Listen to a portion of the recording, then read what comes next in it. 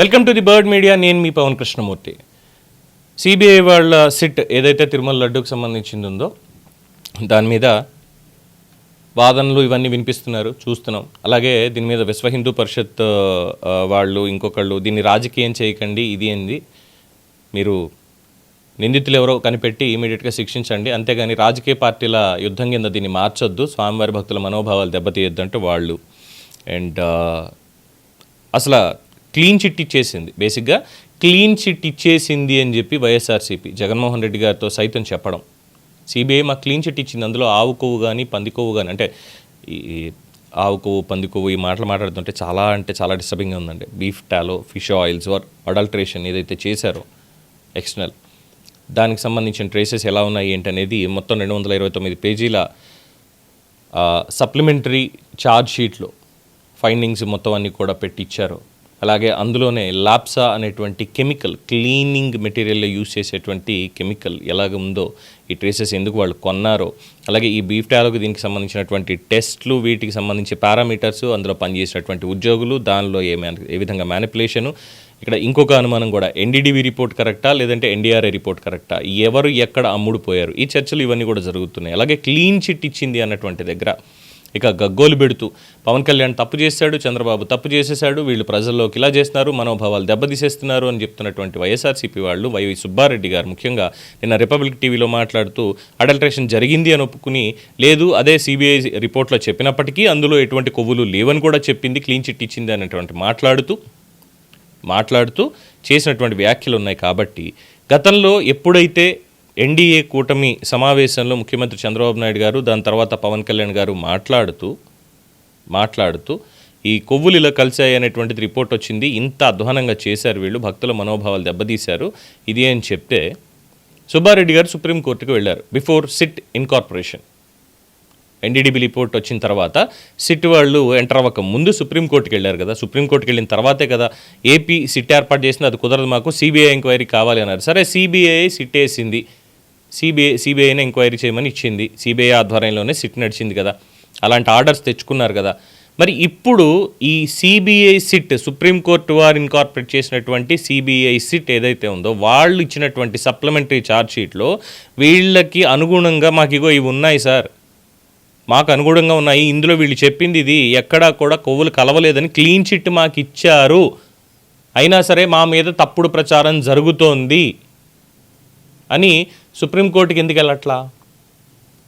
Lunch motion petition ఇంకోట ఎందుకని వెయ్యట్లా? అత్యవసరంగా దీని మీద ఎందుకని వైఎస్ఆర్సీపీ వెళ్ళి మా మీద తప్పు ప్రచారం జరుగుతుందని గ్యాగ్ ఆర్డర్, ఎందుకంటే వైఎస్ వివేకానందరెడ్డి హత్య జరిగిన తర్వాత ఎక్కడ ప్రభుత్వంలో ఉన్నటువంటి, సరే ఆపద్ధర్మ ప్రభుత్వంలో ఉన్నటువంటి చంద్రబాబు నాయుడు గారు మార్చి 15వ తేదీగా జరిగింది, వాళ్ళు దీన్ని అనుగుణంగా వాడుకుని వైఎస్ఆర్సీపీ విజయావకాశాలను ఎక్కడ దెబ్బతీసేస్తారో, దీన్ని మన మీద ఎక్కడ తోసేస్తారో అని చెప్పి మార్చి 15వ తేదీన కోర్టుకు వెళ్ళి గ్యాగ్ ఆర్డర్ తెచ్చుకున్నారు. వైఎస్ వివేకానందరెడ్డి హత్య కేసుకు సంబంధించిన విషయాలు ఎవ్వరూ కూడా ఎన్నికల్లో మాట్లాడకూడదు అని చెప్పి. ఫైన్, వాళ్ళకి ఆ రైట్ అనేది ఉంది కాన్స్టిట్యూషన్ పరంగా, తెచ్చుకున్నారు, హ్యాపీ. సో చంద్రబాబు నాయుడు గారు కానీ, పవన్ కళ్యాణ్ గారు కానీ, మీరు కానీ, నేను కానీ ఎవరో ఆ రోజు మాట్లాడడానికి లేకుండా కోర్టు వారు మన నోటికి తాళాలు వేశారు. మనకి మాత్రమే కాదు, హత్య కేసుకు సంబంధించి ఎవ్వరూ మాట్లాడకూడదని వేశారు. కానీ జగన్మోహన్ రెడ్డి గారు ఏం చేశారు? వారి పత్రికలో నారాసుర రక్త చరిత్ర అని వారికి అనుగుణంగా వారి బాబాయ్ గారి హత్య కేసును వాడుకున్నారు కదా. సో రూల్స్ వాళ్ళకి వర్తించవా అక్కడ? సో సేమ్ పాయింట్ ఇక్కడ కూడా వెళ్ళి గ్యాగ్ ఆర్డర్ తెచ్చుకోవచ్చు కదా. అయ్యా ఇలా తిరుమల లడ్డూకి సంబంధించి వైసీపీ మీద బురద జల్లుతున్నారు, సిబిఐ క్లీన్ చిట్ ఇచ్చేసింది అని. అప్పుడు సుప్రీంకోర్టులో లాయర్లు, సిబిఐ సిట్ వాళ్ళు వెళ్ళి మేము ఎవరికి క్లీన్ చిట్ ఇవ్వలేదు అని చెప్తారని భయమా?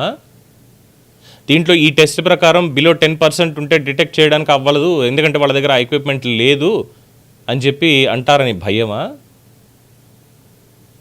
లేదు, ఈ టెండర్ ప్రాసెస్లో చిన్నప్పన్న దగ్గర నుంచి మొత్తం ఇగో ఇంతమంది ఉన్నారు, వీళ్ళ సూత్రధారులు కేవలం వాళ్ళు ఏదో పెట్టుకున్నారు కాబట్టి వీళ్ళు సంతకాలు పెట్టేశారు, వీళ్ళు మ్యానిపులేట్ చేసేశారు, వీళ్ళకి చదువు కూడా రాదు అనడానికి వీళ్ళు ఏమైనా తెలివి తక్కువ వాళ్ళు అని అడుగుతారని భయమా? ఏం చెప్పాలి? ప్రెస్ మీట్ పెట్టొచ్చుగా. సిబిఐ ఛార్జ్ షీట్ మొత్తం అంతా కూడా దగ్గర పెట్టుకొని each line, each word, because Jaganmohan Reddy గారు కానీ, వైవి సుబ్బారెడ్డి గారు కానీ, మిథున్ రెడ్డి గారు కానీ, లేదంటే మిగతా వాళ్ళు కానీ, they are highly educated, right? అందరూ first class students. English medium అంటే అంత మక్కువ, అందరికీ ఇంగ్లీష్ నేర్పించాలనేటువంటి తపంతో ఇంగ్లీష్ మీడియం స్కూల్స్ మేమే స్టార్ట్ చేసామని చెప్పుకున్నారు కదా. మరి అదే ఇంగ్లీష్లో ఉన్నటువంటి ఆ ఛార్జ్ షీట్ని పెట్టి ఈచ్ అండ్ ఎవ్రీ వర్డ్ని ట్రాన్స్లేట్ చేస్తూ ప్రెస్ మీట్ పెట్టచ్చుగా జగన్మోహన్ రెడ్డి గారు. Why not? సుప్రీంకోర్టుకి ఎందుకు వెళ్ళట్లేదు, ప్రెస్ మీట్ కూడా ఎందుకు పెట్టట్లేదు? ఏదో కూర్చొని ఒక మామూలుగా అదే పాత సచివాలయ సెట్టింగ్ ఏదైతే ఉందో, సీఎం క్యాంప్ ఆఫీస్ సెట్టింగ్ ఏదైతే ఉందో, ఇంకా ప్రభుత్వానికి దాఖలు చేయనటువంటి ఫర్నిచరు, మైకులు, టీవీలు ఇవేవైతే ఉన్నాయో సొంతంగా ఇంకా వాడుకుంటున్నారు కదా. ప్రతిపక్ష హోదా లేకపోయినప్పటికీ, ఆ ఎమ్మెల్యేకి అటువంటి అధికారం లేకపోయినప్పటికీ కూడా ప్రభుత్వ సొమ్ముని ఇంకా అనుభవిస్తూనే ఉన్నారు కదా. అదేనండి, కోడెల శివప్రసాదరావు మీద కేసు వేశారు కదా అప్పట్లో. కేసు వేసి ఆరోపణలు చేశారు కదా, దొంగతనం చేశారని. ద సేమ్ కైండ్ చేస్తున్నారు కాబట్టి అక్కడ కూర్చుని చదవడం బదులు పబ్లిక్లోకి వచ్చి 229 పేజీల ఛార్జ్ షీట్ని ఎవరెవరున్నారు, ఏం చేశారు, సిబిఐ ఏం చెప్పింది, ఎక్కడెక్కడ ఏ ఫైండింగ్స్ ఉన్నాయి, ఏం కలిపారు, ఏం కొన్నారు, ఇవన్నీ కూడా ప్రజల్లోకి వచ్చి మాట్లాడొచ్చు కదా డైరెక్ట్గా ఆయన. బట్ అది చెయ్యం. మాకు అబద్ధ ప్రచారం చేయాలి, మేము సుప్రీంకోర్టుకు వెళ్ళాం, ఎందుకంటే ఇవన్నీ మమ్మల్ని అడుగుతారు కాబట్టి.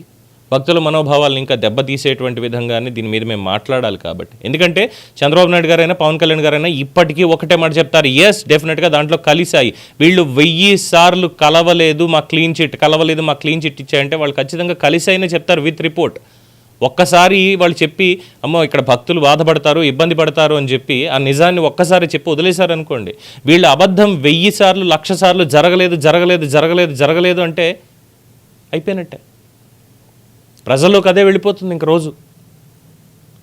ఇలా జరిగిందరు కాబట్టే కదా అడల్ట్రేషన్ అసలు జరగలేదు, మేము చాలా పవిత్రంగా చేసామని నెత్తి మీద వేసుకొని ఇప్పటిదాకా మాట్లాడినటువంటి వాళ్ళకి చెంపపెట్టేలా సమాధానం సుబ్బారెడ్డి చెప్పినటువంటి మాట, అడల్ట్రేషన్ జరిగింది,